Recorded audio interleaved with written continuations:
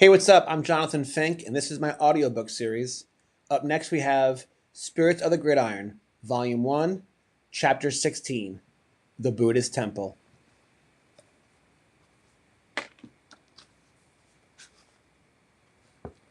Still shaken from his vision, Beck sought answers. Born and raised an evangelical Christian, the blonde-haired, blue-eyed kid from Wichita had always been deeply committed to his faith. But he was also curious, thoughtful, and eager to understand how others experience the divine. When Beck learned that a Buddhist temple was just a short walk from campus, he was intrigued. After the mushroom trip, he felt compelled to visit. The temple sat quietly behind a grove of trees, its gold-topped roof peeking over the hedges. It felt like another world, right in his backyard. Beck climbed the steps a little nervously. Inside, the scent of incense drifted through the air. Statues of the Buddha sat serenely at the front. A few visitors were quietly meditating. No one was preaching. No one was trying to convert him.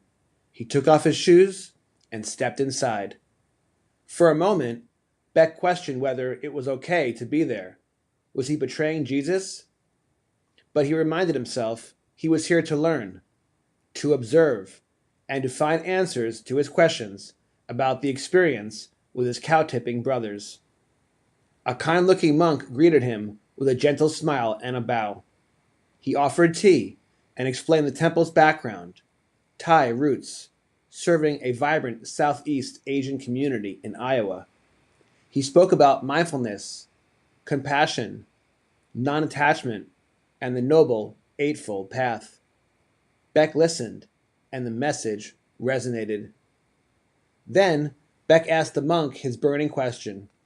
My friends and I experimented with magic mushrooms last week. I felt God. I saw an avatar of my dead grandfather. He seemed alive, like he was an angel. I was raised Christian. Honestly, I was expecting to see Jesus. Can you help me understand this?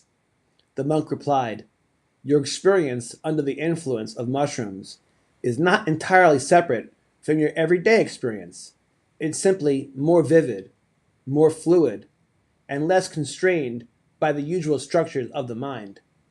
In Buddhism, all experience arises from the mind. What you saw, felt, and realized during your trip is a manifestation of your own consciousness.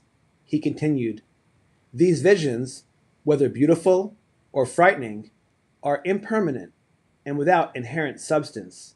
They can reveal truths, but they also can deceive. Just like dreams, they are part of the play of the mind. Don't cling to them or reject them. Observe them, learn from them, and let them pass. The monk then smiled and said, These are reflections of deeper layers of your mind that you usually do not see. However, true insight in Buddhism is cultivated through mindfulness, ethical living, and deep meditation, not through substances. The psychedelic mushroom can open a door, but it cannot walk you through it. You must take the steps yourself, with a clean and steady mind. Beck bowed and thanked him. The monk returned the bow and said, Take what you experience with humility. Contemplate it gently. And if it stirred something in you, perhaps it's the beginning of a deeper inquiry. That is a worthy path.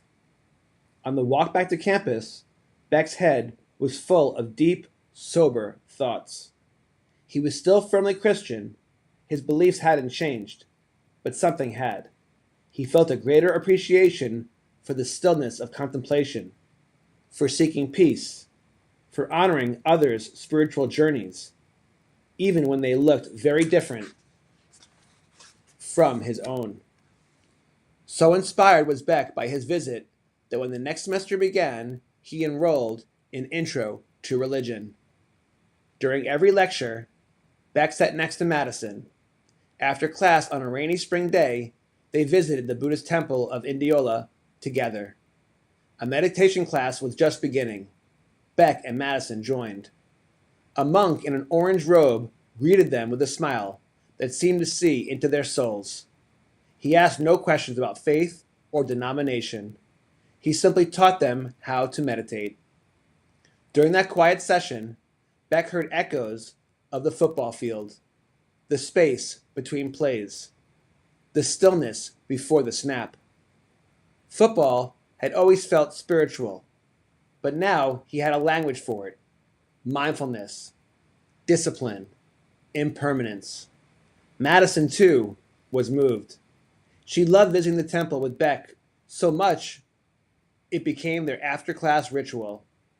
Their walks back were filled with laughter, long conversations, and the feeling that this was more than college. This was fate. Beck realized then they were soulmates. End of chapter 16. Up next, chapter 17, The Balancing Act. If you enjoyed this chapter, please leave a like. If you really enjoyed this chapter, please subscribe.